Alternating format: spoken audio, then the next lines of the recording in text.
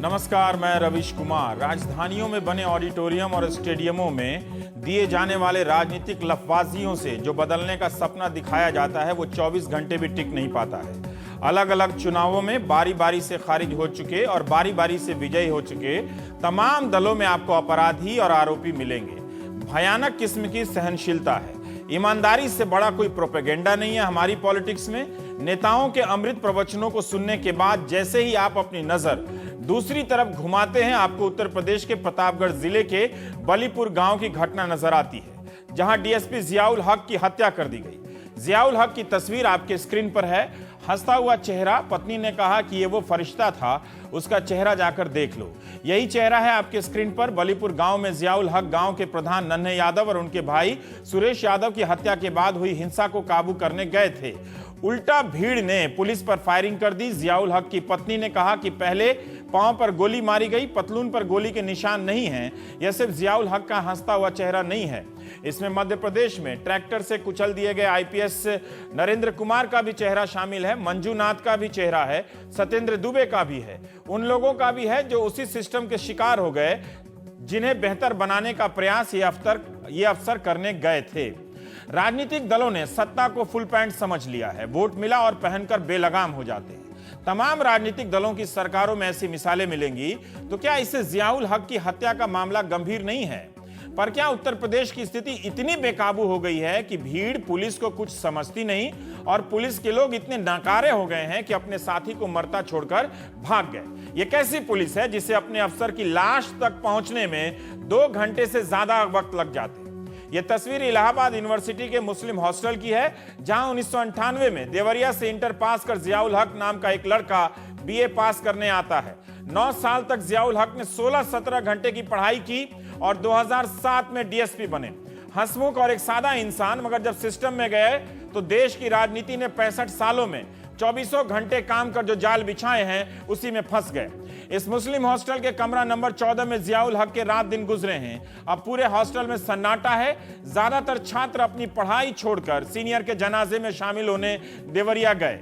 अखिलेश के देवरिया जाकर सीबीआई जांच की मांग स्वीकार करने के बाद जियाउल हक को सुपुर्दे खाक किया गया। आज जो राजनीतिक बयान है उनकी हालत तो पुलिस से भी बदतर है। जिनके शासनकाल में खुद ऐसी हत्याएं हो चुकी थीं, उन्होंने राष्ट्रपति शासन की मांग कर दी। मायावती के जवाब में मुलायम ने कहा कि छलनी की हिम्मत कैसे हो गई सूप पर आरोप लगाने की? छलनी में तो खुद ही इतने छेद होते हैं, पर क्या सूप का यही जवाब मुकम्मल था? ऐसे मुहावरों से सियासी पटका पटकी रोज हो रही है। मंत्री रघुराज प्रताप सिंह को अपना इस्तीफा देना पड़ा। डीएसपी जियाउल हक की पत्नी परवीन आजाद ने रघुराज प्रताप सिंह पर आरोप लगाया है उनके इस्तीफे होने के बाद भी। और देखिए, जिस पर आरोप लगाया है उस व्यक्ति ने एक आईपीएस अफसर पर आरोप लगा दिया है। अखिलेश कहते हैं कि सारे लोग गिरफ्तार किए जाएंगे जिनका नाम एफआईआर में है, और उनके चाचा रामगोपाल यादव कहते हैं कि राजा भैया गिरफ्तार नहीं होंगे। यह उस गांव की तस्वीर है। तस्वीर में वो पुलिस नजर आ रही है जो अपने डीएसपी को छोड़कर भाग गई थी। 5 दरोगा सहित 25 सिपाहियों के साथ जियाउल हक पहुंचे थे उस गांव में। उनके आने से पहले हथीगवां थाने के दरोगा अपनी पुलिस पार्टी के साथ गांव में जाने की हिम्मत नहीं जुटा पा रहे थे।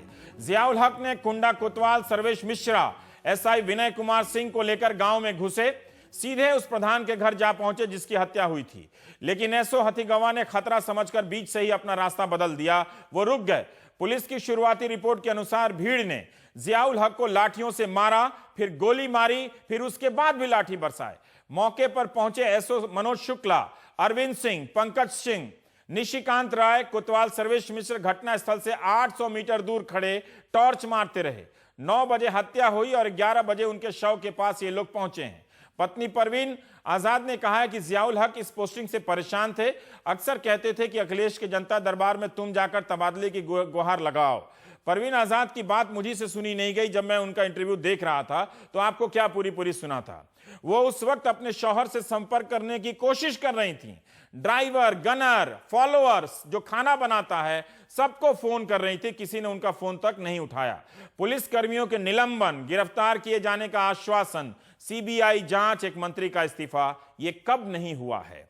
हमारे साथ एसआर दारापुरी साहब हैं, कमाल फारूकी जी हैं, अभय कुमार दुबे, इलाहाबाद से मोहम्मद अनस हैं जो उस जियाउल हक के हॉस्टल गए थे जहां से उन्होंने अपनी पढ़ाई की थी। कमाल फारूकी साहब, बताइए। अरुण कुमार जी से तो मैंने बहुत उम्मीद की थी कि वो आएंगे, उनकी तारीफ अखबारों में छपती है, मगर वो नहीं आए। वरना मैं पूछता कि जब गोली चल रही थी तो आईपीएस अफसर के कंट्रोल रूम में क्या संदेश जा रहे थे, और वो आईपीएस जिसका इतने सस्ते में तबादला कर दिया गया, वो क्या कर रहा था उन 2 घंटों में जब गोली चल रही थी, और बाद के उन 2 घंटों में जब एक डीएसपी मरा पड़ा था वहां पर। वो नहीं आए, कोई बात नहीं, मैं आपसे सवाल जानना चाहता हूं। देखिए, पहली बात तो ये कि हम शर्मसार हैं। इससे कोई इनकार नहीं कर सकता कि जो कुछ भी दुर्घटना हुई है वो बहुत ही ज़्यादा तकलीफदेह है, और उसका कड़ी से कड़ी लफ्ज़ों में भी निंदा किया जाए वो भी कम है।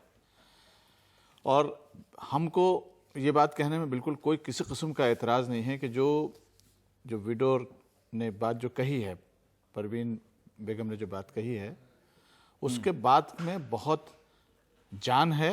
और ये इसके जो ज़ियाउल हक साहब की जो शहीद किया गया है, मारा जो गया है, ये बेसिकली एक कॉन्स्पिरेसी सीधी इसके अंदर नज़र आती है।